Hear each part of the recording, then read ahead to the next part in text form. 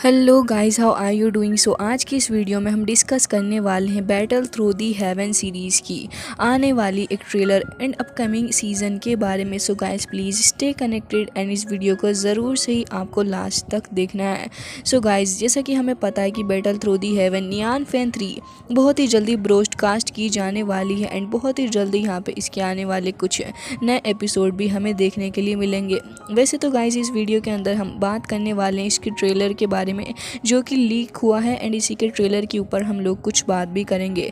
वैसे गाइस अभी हम बात कर लेते हैं शाओयान के बारे में। जब शाओयान लियू किन से मिलता है गाइस, लियू किन का एक काफ़ी पर्सनल कॉन्फ्लिक्ट चल रहा है चैन क्लैन के साथ में एंड यहाँ पे क्योंकि वो वॉर्म हॉल को मैनेज करने का राइट हासिल करना चाहता था, लेकिन ये जो चैन क्लैन है इसके लोगों को बिल्कुल भी ये चीज़ बर्दाश्त नहीं होती कि यहाँ पे ये सारी चीज़ें चल रही हैं। फिलहाल इन लोगों के बीच में काफ़ी ख़तरनाक तरीके का एक बैटल स्टार्ट हो गया था और ये कोल्ड वॉर टाइप होती है जहाँ पे लियू क्लेन काफ़ी ज़्यादा कंफ्यूज्ड है और वो लोग एक अल्केमिस्ट की तलाश में होते हैं, जिसके बाद फाइनली यहाँ पे शाओयान अराइव होता है और उसके बाद फिर यहाँ पे चैन क्लैन के द्वारा ही हायर किया हुआ एक बंदा जो कि लेवल 6 का एक अल्केमिस्ट था और उसका नाम जैन क्यू होता है।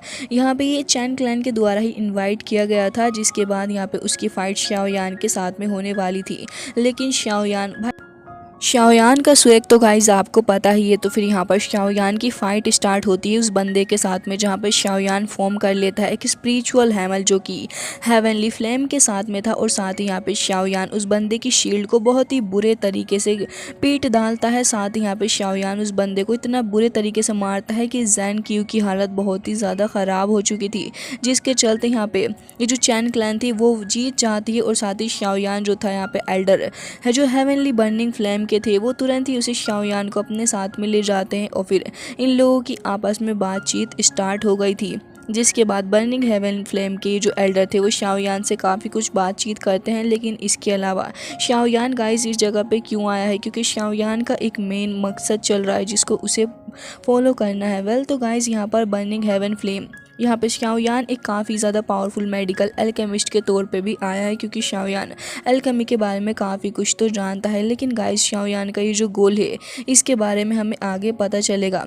वैसे तो गाइस आपको 3 change sky fire mysterious technique के बारे में तो पता ही है, जो कि शाओयान की एक ट्रम्प कार्ड के तौर पर भी देखी जाती है। शाओयान अक्सर इसका यूज़ करता है, लेकिन शाओयान ने जब से इस चीज़ को एक्सीडेंटली ऑब्टेन किया है तभी यहाँ पे शाओयान को लग रहा है कि इस टेक्निक के अंदर फ़िलहाल कुछ ना कुछ तो कमी ज़रूर सही है, जो कि शाओयान को जल्द से जल्द ख़त्म भी करनी है। क्योंकि ये जो 3 हेवन मिस्टीरियस फायर चेंजेस हैं वो शाओयान की स्ट्रेंथ के अंदर काफ़ी ज़्यादा इम्प्रूवमेंट लेके आते हैं, लेकिन जैसे जैसे टाइम पास होता जा रहा है शाओयान के लिए यहाँ पे ये टेक्निक को संभालना थोड़ा मुश्किल है, क्योंकि ये इम्प्रूव नहीं हो रही है, जिसके चलते यहाँ पे शाओयान का सामना जब भी उसके एक स्ट्रॉन्ग एनिमी से होता है शाओयान इस चीज़ के ऊपर काफ़ी ध्यान देता है कि आखिर किस तरीके से चीज़ें चल रही हैं। इसके अलावा यहाँ पर शाओयान इन सारी चीज़ों के अलावा ध्यान देने के अलावा भी शाओयान ये सोच रहा था कि आखिर इस टेक्निक को और भी कैसे इम्प्रूव किया जाए। फिलहाल तो इस मोमेंट के ऊपर शाओयान बर्निंग फ्लेम वैली की तरफ में था, जहाँ पे वो एक एल्डर जिसका नाम तैंग जेंग था उसके द्वारा ही शाओयान को मिलना था एंड इसी से कुछ बातचीत भी शाओयान को करनी थी। हालांकि जहाँ तक तांग जेंग के बारे में बताया जाता है वो एक काफ़ी ज़्यादा एरोगेंट पर्सनैलिटी टाइप का बंदा है। फिलहाल तो वो ढेर सारे एल्केमिस्ट को जमा कर रहा है, क्योंकि उसका एक मकसद है जिसे उसे बहुत ही जल्दी पूरा करना था, वो भी लेवल 7 की एक पिल को रिफाइन करना चाहता था अपनी डॉटर के लिए, जिसका नाम तांग हुआर बताया जाता है और वो एक काफ़ी ज़्यादा शॉर्ट टेम्पर्ड वाली लड़की थी। हालांकि फ़िलहाल उसको अपनी बेटी के लिए इस पिल को जो रिफाइन करना था इसी की वजह से उसे एल्केमिस्ट की ज़रूरत थी, और एल्केमिस्ट भी कोई ऐसे वैसे नहीं, शाओयान जैसे एल्केमिस्ट को वो जमा कर रहा था। हालाँकि यहाँ पर वो शाओयान से रिक्वेस्ट करता है कि उसे वो पिल रिफ़ाइन करनी है, क्योंकि उसे उसकी ज़रूरत बहुत ही ज़्यादा जल्दी पड़ रही है। शाओयान इस चीज़ के लिए एग्री तो कर जाता है, क्योंकि शाओयान को लग रहा था कि शायद से ये चीज़ उसके लिए भी बेनिफिशियल रहेगी। इसके अलावा 9 ड्रैगन लाइटनिंग हेवनली फ्लेम के पास में शाओयान जाता है, क्योंकि उसे यहाँ पे सिलेक्ट भी कर लिया गया था।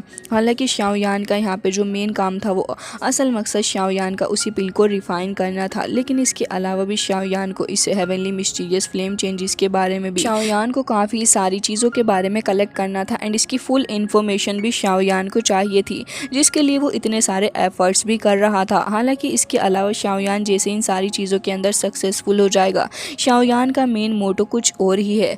इसके अलावा भी गाइस शाओयान यहाँ पे जब बर्निंग फ्लेम के अंदर आया था इस वैली के अंदर अपना टेस्ट देने के लिए। तो फिर शाओयान के ऊपर 10 एबिलिटीज़ यानी कि 10 टेक्निक्स के साथ में टेस्ट लिया जाता है। एक काफ़ी खतरनाक बैटल शाओयान का हुआ था जिसके अंदर शाओयान को थोड़ी बहुत इंजरी भी हुई थी, बट अल्टीमेटली अपने फायर लोटस फ्लेम का इस्तेमाल करते हुए शाओयान इन सारी चीज़ों से डील कर ही लेता है। इसके अलावा गाइस सेकेंड लीग जो हमें दिखाया गया है ट्रेलर का, इसके अंदर गाइस शाओयान एक सिटी के अंदर चला जाता है जो कि एक पिल रीजन था, एंड वहाँ पे जाके शाओयान को पता चलता है इस जगह की चीज़ों के बारे में। शाओयान डिस्कवर करता है ये फैमिली के बारे में, क्योंकि यहाँ पे शाओयान का इनके साथ में एक कॉन्फ्लिक्ट हो गया था। अब इसी के चलते वो लोग फोर्स कर रहे होते हैं लड़की जिसका नाम शिनलैन था, वो ये शिनलैन को फोर्स कर रहे होते हैं काओदान के एक एल्केमिस्ट से शादी करने के लिए, लेकिन वो इस चीज़ से साफ इनकार कर देती है क्योंकि उसे पता था कि ये जो मैच उन दोनों का होगा वो बहुत ही ज़्यादा बुरा हो जाएगा, क्योंकि काओ ये जो पर्सन है ये बहुत ही ज़्यादा खतरनाक है और ये फैमिली के लिए तो बिल्कुल भी बेनिफिशियल ये पर्सन नहीं है, जिसके चलते वो इन सारी चीज़ों के लिए मना कर देती है। बट इसी के चलते उसे भारी कॉन्सिक्वेंसेस इन सारी चीज़ों के वजह से उठाने पड़ते हैं।